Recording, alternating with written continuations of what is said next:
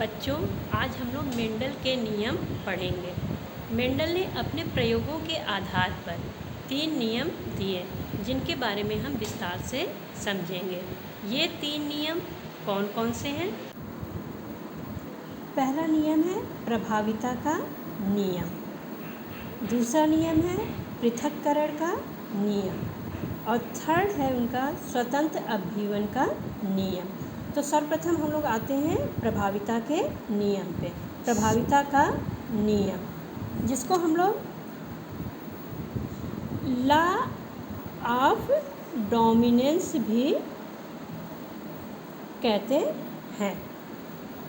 इस नियम के अनुसार जब परस्पर विरोधी लक्षण वाले, जैसे एक लंबा पौधा है और उसका विपरीत क्या है, बौना पौधा है, तो जब परस्पर विरोधी लक्षण वाले पौधों के बीच में संकरण कराया जाता है तो प्रथम पीढ़ी में एक ही लक्षण प्रकट होता है जिसे हम प्रभावी लक्षण कहते हैं, और दूसरा लक्षण नहीं प्रकट होता है उसे हम अप्रभावी लक्षण कहते हैं, और इसे ही प्रभाविता का नियम कहते हैं। इसे हम लोग प्रयोग द्वारा समझेंगे। उदाहरण के तौर पे, जैसे यदि हम लंबा मटर का पौधा लेते हैं और इसके लक्षण को हम टी से प्रकट करते हैं, कैपिटल, और दूसरा विपरीत लक्षण लेते हैं बौना पौधा वाला मटर और इसको हम स्मॉल टी से प्रकट करते हैं।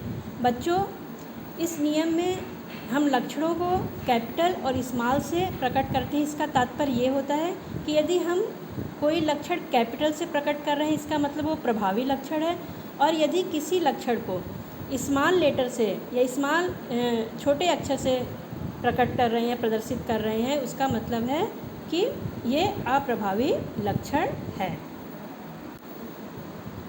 अब लंबे पौधे का युग्मक बनेगा टी और बौने पौधे का युग्मक बनेगा स्मॉल टी।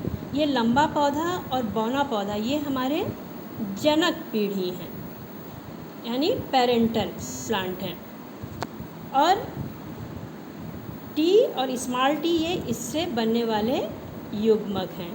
अब युग्मकों में जब निषेचन की क्रिया होगी या क्रॉस कराया जाएगा तो प्रथम पीढ़ी में जो उत्पन्न पौधा होगा उसमें लक्षण होंगे टी और टी, यानी लंबेपन का भी लक्षण होगा और बौनेपन का भी लक्षण होगा। लेकिन प्रभावी लक्षण कौन होगा? लंबापन का जो लक्षण है वो प्रभावी होगा। इसलिए पौधा हमें देखने में कैसा प्रतीत होगा? लंबा, यानी सभी हमको लंबे पौधे प्राप्त होंगे F1 पीढ़ी में। तो बच्चों, जब हम शुद्ध लंबे पौधे और शुद्ध बौने पौधे के बीच में संकरण कराते हैं तो प्रथम पीढ़ी की सभी संतानें अर्थात पौधे लंबे होते हैं, क्योंकि जो लंबेपन का गुण है वो प्रभावी है और जो बौनेपन का गुण है वो अप्रभावी है।